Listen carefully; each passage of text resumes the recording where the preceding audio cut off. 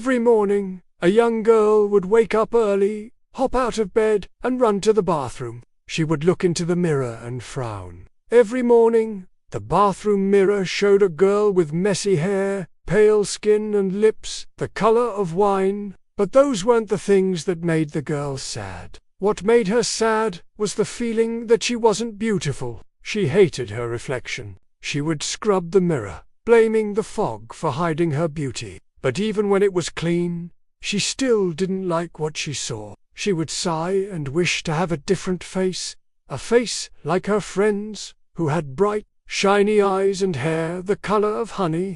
One day, the girl told her grandmother about her troubles. She said, "I want to be beautiful, but I can't change my face. Do you think I'll always look like this?" The grandmother was wise and knew exactly what to say. So she went to an old wooden chest, opened it and took out a small mirror. It was so small that it fit into the palm of the girl's hand. It was also very old and had lots of scratches on its surface. The grandmother gave the mirror to the girl and said, "This is a magical mirror."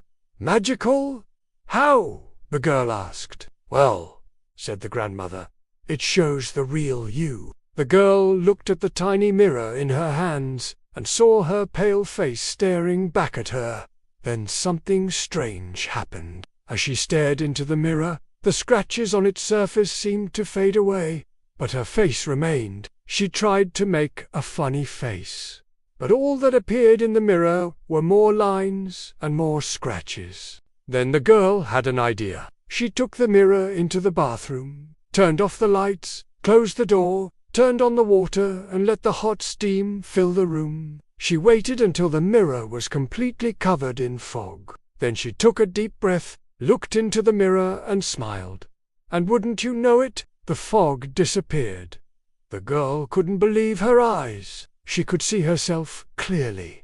Truly see herself. She ran to the bathroom every morning after that, not to scrub the mirror, but to look into it. She would look at her messy hair, her pale skin, and her red lips and smile. She realized that the problem wasn't her face, it was how she saw herself. You see, when she looked into the big mirror in her bathroom, she saw all the things she disliked about herself. She saw the dark circles under her eyes, her uneven eyebrows, and the small scar on her chin. But then she realized that those things weren't bad. They made her who she was. They made her special. They were just small parts of a big, beautiful puzzle. And when she looked at the little mirror, which was scratched and old and imperfect, she saw that it didn't matter what her face looked like. What mattered was how she felt inside, and she knew then that she was more than just her appearance. As the girl grew up, she never forgot the lesson she learned from her grandmother's little mirror. Whenever she saw herself in a big mirror, she would remember that it wasn't the mirror that was broken.